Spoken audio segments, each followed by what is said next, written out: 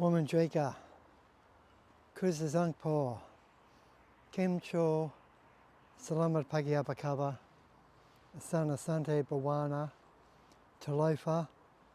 G'day, how are you?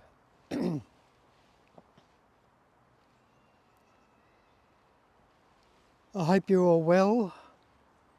If you don't know my name is Ross, and welcome to Oscar Bento Visual Ethnography and Storytelling. Now, today's video, I want to specifically, and it's getting dark, it doesn't look dark on camera, but it is getting dark. It's like 20 to 4 in the afternoon here in Melbourne.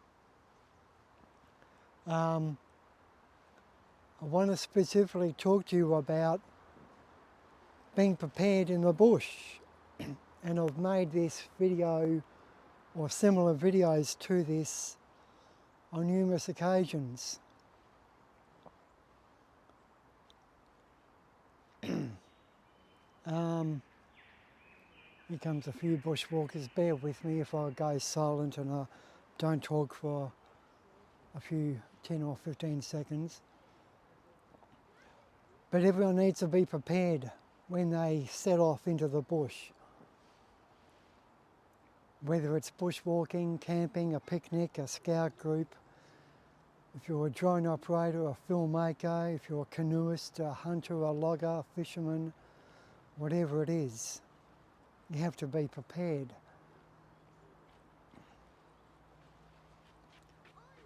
Now,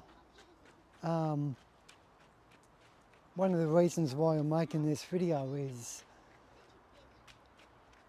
another person has gone missing, this time in Tasmania. Now, I don't want to affiliate, or I don't want to direct any conclusions or theories to this poor woman who has become lost in the bush in Tasmania.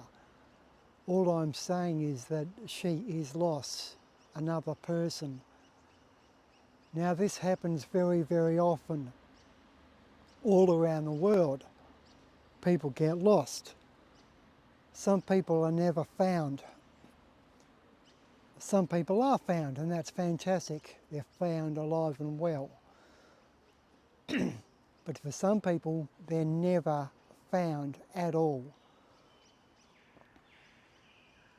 And when I say they're never found, even the clothing they wear, or the backpack they're carrying, or the shoes they're wearing, or a mobile phone, or anything upon their person when they set out, it's not recovered. Nothing at all. No water bottle, no nothing.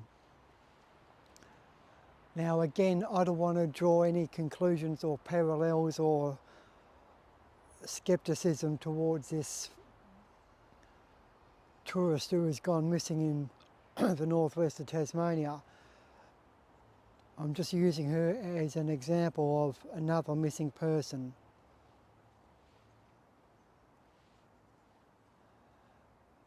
Now, one of the reasons why I'm making this video, and one of the reasons why I'm fairly passionate about this subject, is you may or may not know is that I've had a number of experiences with bipedal humans in the spirit realm and cryptid creatures.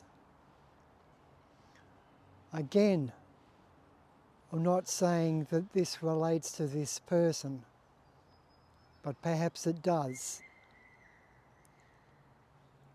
For all intents and purposes, I do hope she's found alive and well.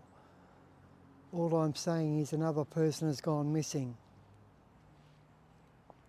But what I am saying is that the bush, the outdoors, I don't care where you are on Earth, whether you're in central Canada or central Tasmania or in the middle of the Kalahari Desert or in Papua New Guinea. It doesn't matter where you are. Strange things happen. People go missing. So what can you do about it? How can you reduce if possible, reduce the possibilities of you becoming lost? Okay. Sorry, a text message just came up then.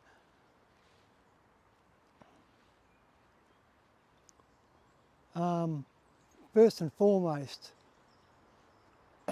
plan your trip.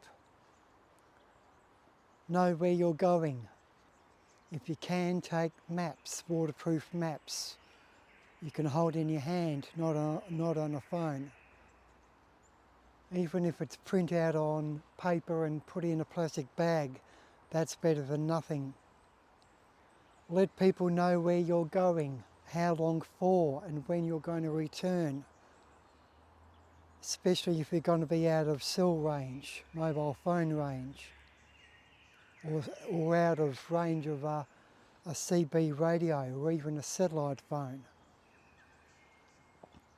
But again, I'll say, people have vanished off the face of the earth even when they are within cell range, mobile phone range. But it's always good to let people know where you are constantly, preferably twice a day. But that's just my individual thought.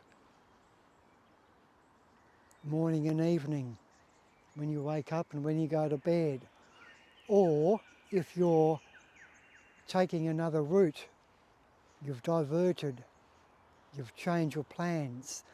Let people know that you've changed your plans. I'm going along such and such a track instead of this track A instead of track B.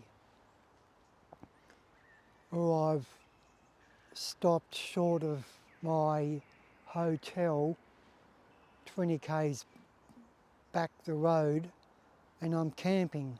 I've run out of petrol. I won't make it to my hotel. I've pitched a tent instead. So any discrepancy within your itinerary, let people know. And have a plan.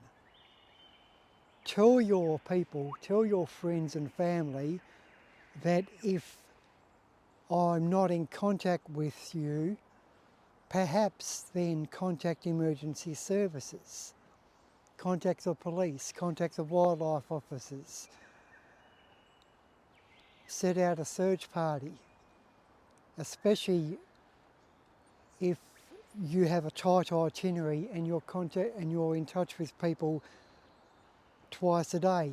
Let them know if I'm not in contact with you for more than say 1 or 2 days, then contact emergency services. Because basically every hour counts, every minute counts. Sometimes every second counts when you're lost in the bush. So let people know where you're going and know where you are going. Have maps and have an itinerary. Yes, have a mobile phone. Yes, have a CB radio. But know that batteries fail. You could be out of cell range. You might see on a map that yes, there's 4G network or 5G network, but you might go into a gully and you're completely out of cell range, mobile phone range or CB radio range. You have to be aware of that. One thing you should always have is a PLB, personal locator beacon. Always have that on you. I don't care if it's a half-hour walk, a 4-hour walk, or a 10-day hunting trip. Always have a PLB on you. And if you're going in a group of people or a group of hunters or a group of bushwalkers, every single person should have a PLB. Just don't rely on the one PLB on one person and then the other 5 bushwalkers don't have one. Every single one of you should have a PLB, because people lag behind, people get tired, people twist an ankle, groups split up. Okay? You might come to a fork in the road. Some people might turn left, some people might turn right. Some people might say, oh, I've left my backpack in the car, or I've left my bottle of water in the car. I'll just go back to it. The car's just 200 metres away.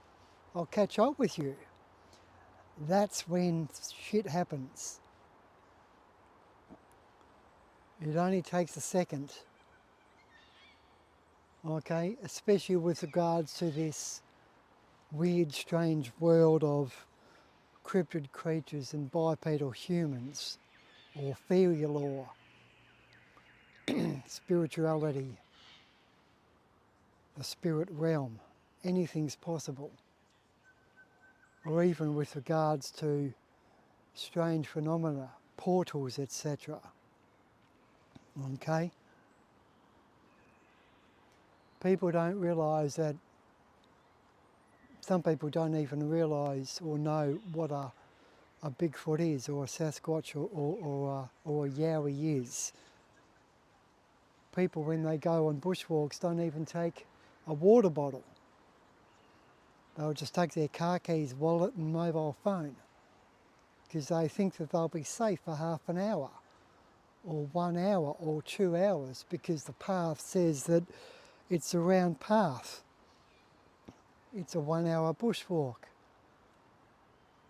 You cannot do that.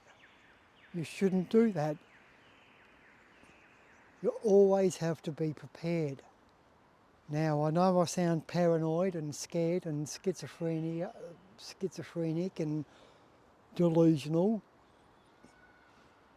but that's just the way I am because I've had experiences. I'm overcautious for some people, in some people's minds. I'm over paranoid for some people. I'm over protective, I'm over cautious. But it's best to be over prepared than under prepared, isn't it? Okay?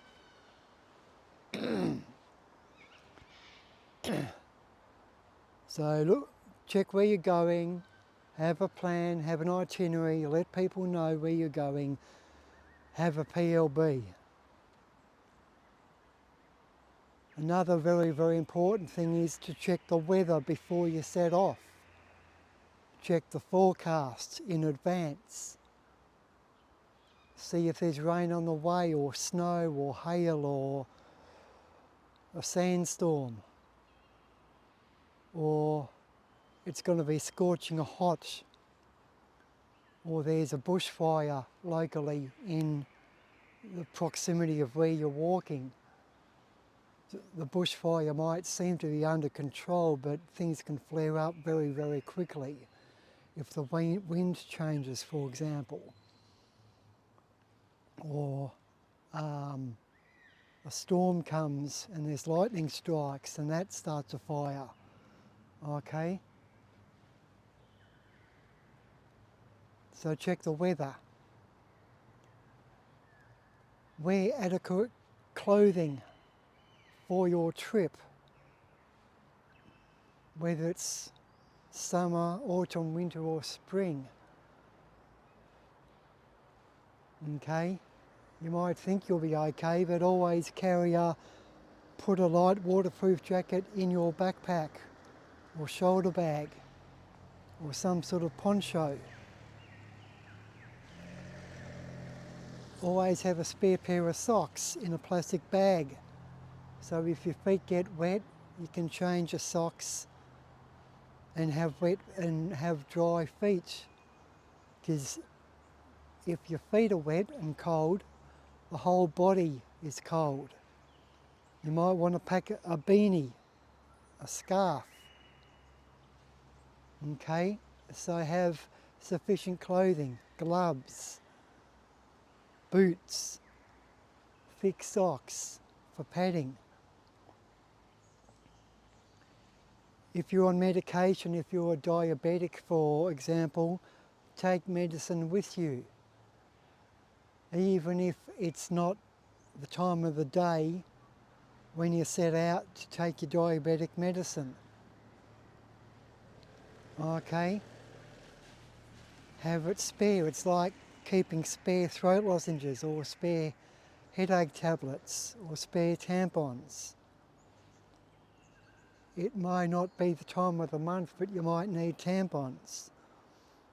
They could help you start a fire, for example. So take medication with you. Another thing is what you pack in your backpack or shoulder bag. Obviously take food and water. Perhaps, and I would advise this, take a water purification straw so you can purify water. Take a cigarette lighter or 2 or 3. Waterproof matches, plastic bags, a handheld radio which you can wind up with a hand crank instead of a battery operated radio. Okay? You might want to take a magnifying glass, you might want to take a mirror, notepads, plastic bags, pens, texters, hairbands, condoms, band-aids, nail file, tweezers, scissors. Take a spare battery for your mobile phone, one of those square long life batteries. It can charge your phone or keep your phone running for 24, 48 hours. And take the damn cord with you that connects the battery to your phone. Take a whistle. I don't care if it's, if it's a half-hour bushwalk. Everyone should have a whistle. Just like a PLB, everyone should have a whistle.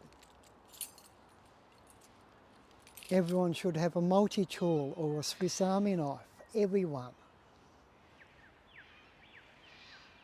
Okay, everyone. Upon your body, not in your backpack, but on your body, you should have a PLB, multi-tool, whistle, cigarette lighter, and a bottle of water. And I would strongly advise you to have some sugary mints, some sort of lolly. Because if you do drop your bag, if you have to run or you twist an ankle or you slip and fall and your bag goes missing, at least you've got some stuff on you that can help you. Okay? If you can, keep the mobile phone on you, not in your backpack. Okay? You might want to wear one of those bum bag thingies as well as a shoulder bag or backpack that holds stuff in it. You might want to put headache tablets and tampons in your cigarette lighter, maybe a plastic bag, small items in that belt bag. Okay? As well as a backpack. A torch. Take a torch. Take batteries for your torch and take spare batteries for your torch. You might want to take 2 multi-tools, one in your backpack and one on you. I would advise you also to take a handsaw, a mini fold-out handsaw with a blade that long, that folds out or bends out. I would take one of those as well. I do take that. Perhaps some spare underwear or a pair of bathers, even if it's winter it's still spare clothing. You can filter water, you can filter dirty water through your clean socks or through your clean underwear. Yeah? You can burn it, you can start a fire with your underwear. You can make a bandage with your underwear. Take a mini first aid kit. I don't care how small it is. Even if it's medicine, nail file, tweezers and scissors. At least you've got a mini first aid kit. And band-aids.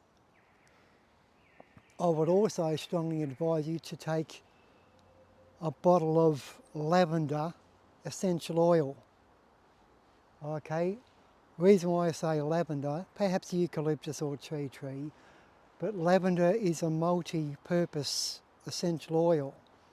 It's antifungal, antiviral, antibacterial, and something else. Antiviral, antifungal, antiseptic and antibacterial. It's good for sunburn, it's good for ant bites, it's good for bee stings. It might help a leech, it might help you get a leech off your skin if it's sucking your blood. Or perhaps you can use a cigarette lighter and your scissors, or perhaps a mini sewing kit, heat up a pin with your lighter and poke the leech so it drops off your skin. Okay? You might want to take some salt or some salted peanuts to keep your salt intake up as well. Some sort of chips, some sort of energy drink like Gatorade or Powerade.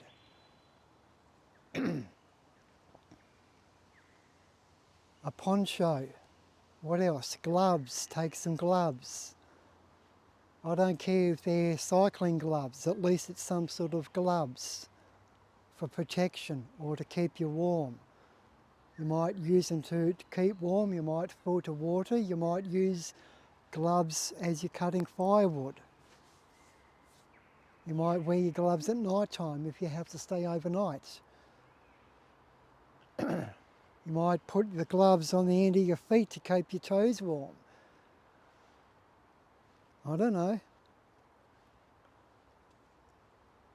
So take whatever you think is necessary. I have only listed some items which you may want to take. But, you know, create your own list, people. Plastic bags, and have a large enough bag so if it does rain or if you have to cross a river, to put your backpack into that bag to keep it dry. Or if it's pouring with rain, you can put your backpack or shoulder bag into that large plastic bag. You might use that large plastic bag as some sort of mattress. You might fill it with bracken, you might fill it with leaves, so you're more comfortable sleeping at night. Or you use it as a pillow, or you use that to climb into like a sleeping bag. Okay?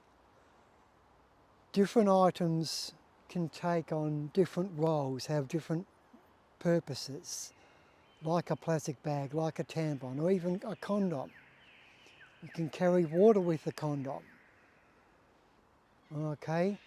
You can cover a bleeding finger and wrap a condom tightly around it if you don't have a bandage, and then put a band-aid around that so it doesn't slip off. Whatever. I would also take a comb for your hair, because a lot of the time leeches can fall from trees into your hair. You don't want to pick the leech out, you want to comb it out, or comb it out of your beard. So whether you're male or female, take a comb. whether you're male or female, take condoms. Have a mirror, a handheld mirror. Okay? Take food, especially food and water. I don't care if it's muesli bars or tins of tuna or whatever, but take food with you. Take energy drink with you, bottles of water. I know liquids and foods have a lot of weight, it weighs you down. 1 litre of water equals 1 kilogram. It does weigh you down, but it's best to have extra water and extra food just in case. Again, you might only think you're setting off on a half-hour bushwalk, but I would strongly advise you to keep probably at least 2 days worth of food.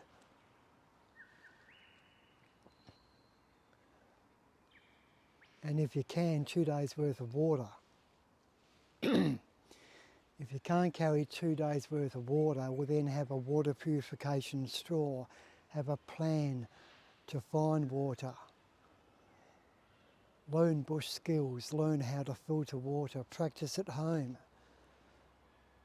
Okay? Practice at home firefighting techniques. Grab some damp wood and see how hard it is to light a fire with damp wood or damp leaves. You might want to take some tissues with you to start a fire, some sort of kindling. If you're a smoker, you can use cigarettes as kindling. You can use your notepads. Remember earlier I said take notepads and pens. You can use the paper from the notepads to start a fire. You can melt a plastic bags you're carrying. You can start a fire with the plastic bags and then add to it. Okay.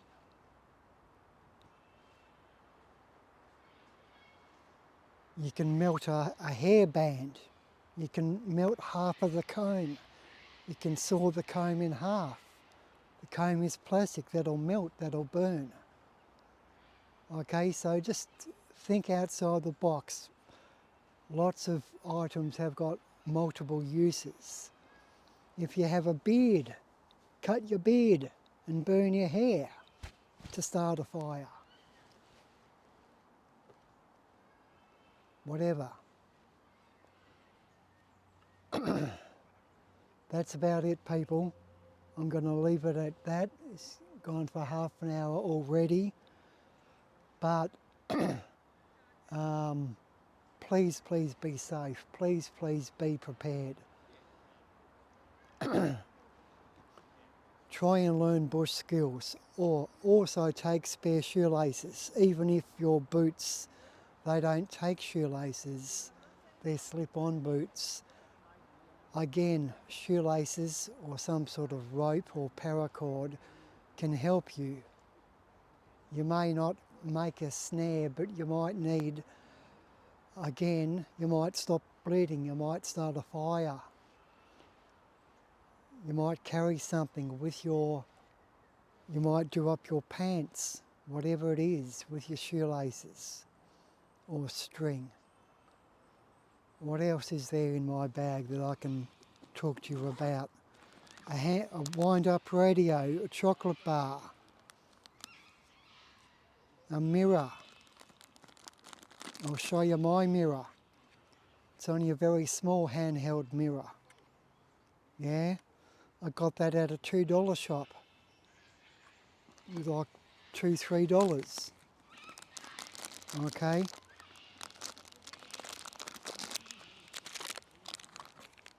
So please, please be prepared. I'll just check my other sections. Bear with me.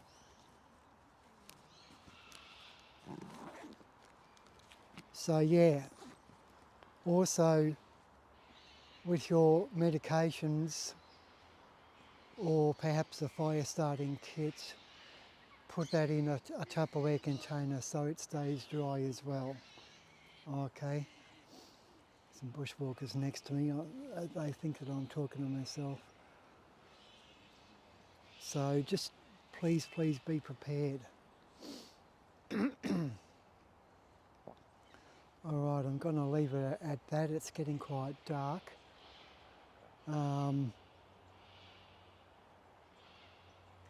If you're on your own and you're driving to, say, a car park as well, you might want to leave a note on your dashboard inside your car saying who you are, where you're going, and if I don't return to my car by a certain time, by a certain date, contact the emergency services, and leave that on your dashboard of your car, you know, between your dash and windscreen. Leave a note there saying, my name is Michelle, or my name is John, or whoever.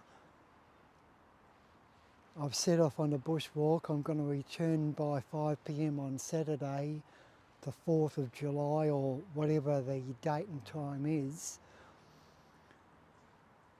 If this car is still here, if this note is still here, contact the emergency services and send out a search party. That has actually rescued people in the past. Fellow bushwalkers have come across a car that's been parked in a car park for days on end, and people have seen the note, or National Parks and Wildlife Services have walked up to the car because they think the car is abandoned or stolen. And then they see the note and they say, oh shit, Michelle's missing. She's gone missing for 2 days now. And they'll contact the emergency services. So you might want to do that as well. Leave a note on the dashboard of your car. I would also advise you to take a walking stick. Okay, you can. I don't care if you find a walking stick, you know, a piece of wood, but you know how you can buy these titanium plastic walking sticks, or made of some sort of metal. Take a walking stick with you as well. Okay. Because then you can use that as a weapon if push comes to shove. Whether it's a kangaroo, whether, I don't care if it's a homeless person in the bush you come across, some scary bushwalker chasing you, a kangaroo jumping out, you can use that walking stick as a weapon straight away. Now, I aren't saying people should carry weapons per se and arm themselves and carry a gun all the time. In some circumstances, it's not legal to carry a firearm or a sidearm. So the second best thing is a walking stick as a weapon. Walking sticks are legal, but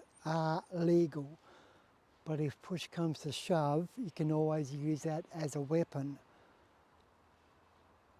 It might give you a few seconds head start to flee, or to injure that animal or injure that person so they stop chasing you. Stab it in the stomach, stab it in its leg or in its neck or whatever. Okay?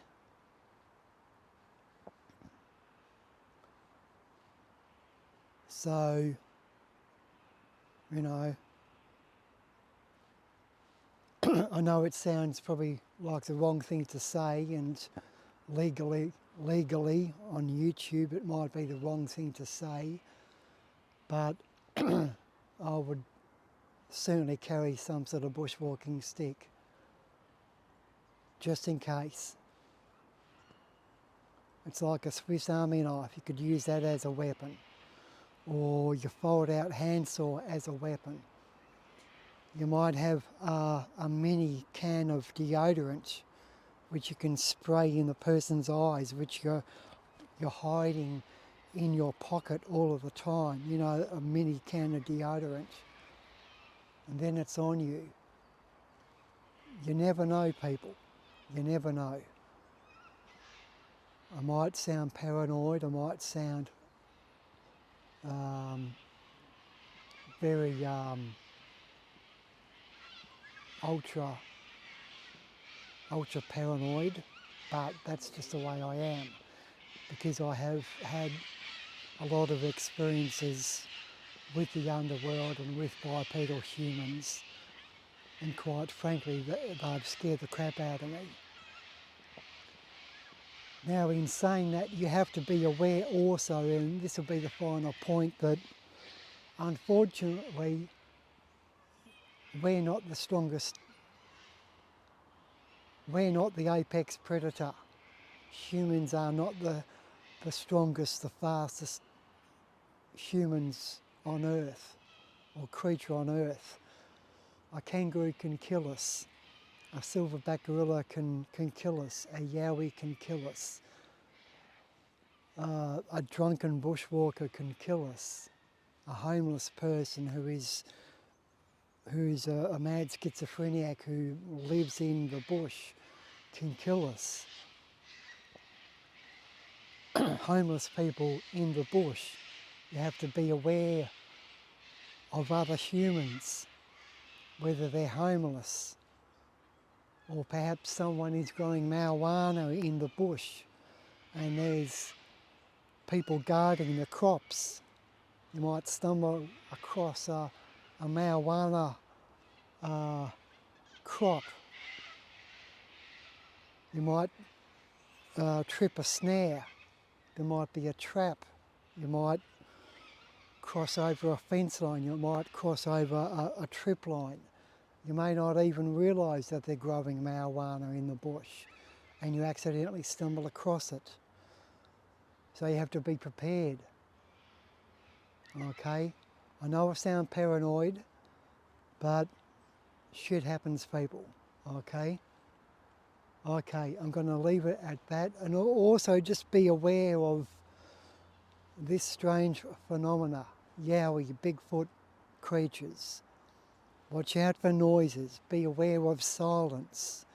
If the bush goes silent, get out of the bush straight away. If you hear weird grunts, weird screams, weird yells, which you're not used to, get out of the bush, listen to your gut instinct. That's very, very important. If you feel unsafe, get out. Even if you can't see anything or smell anything or hear anything, if you have a gut instinct something is wrong, leave. You can always go to another area. You can always come back another time. Come back next week and go on your bushwalk. Okay? Listen to your gut instinct. Listen to your sixth sense. If you're feeling sick and weak, try and snap out of it. Stay on the main path. Go back to your car. Okay? Blow your whistle. Call out for help. Start a fire, start a smoke signal. Whatever it is, yell, scream. Break branches, break twigs like Hansel and Gretel. Leave a pathway of like destruction as you're running out. Or if you feel so scared that you can only walk slowly, when you're walking past, when you're walking out, break branches or twigs on the side of the path, so people have known that you've been there. Or drop lollies or drop tissues, anything you can do to leave a trail. Drop a hairband, take off your hairband and just throw it to the side. Leave a trail. Okay? So just think about that. Think of different techniques. Okay, I'm going to leave it at that. Obviously I haven't covered every single area. Be aware of portals, be aware of loss of time as well. People lose time, people walk around in circles. You might want to take a roll of electrician's tape, and if you are lost, mark branches or mark twigs or trees with the bright coloured electrician's tape. So if you do come across it again, if you think you're lost, then you can think, oh shit, that's my yellow electrician's tape I left there half an hour ago. I must be walking around in circles. Or use your string and cut off pieces of that string and tie them onto branches as you're walking along the path, or use your band-aids as a marker. Okay, I'm going to leave it at that. It's very late and this video is getting long in the tooth, but again, I don't want to draw any connotations or any parallels to this missing person in Tasmania. I wish her all the best, and I hope she's found alive and well. But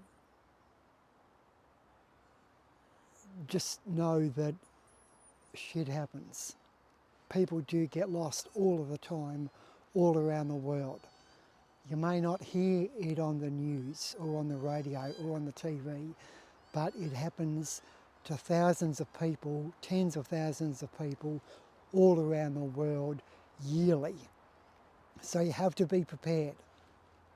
You have to be prepared as much as you can. All right, I'm going to leave it at that.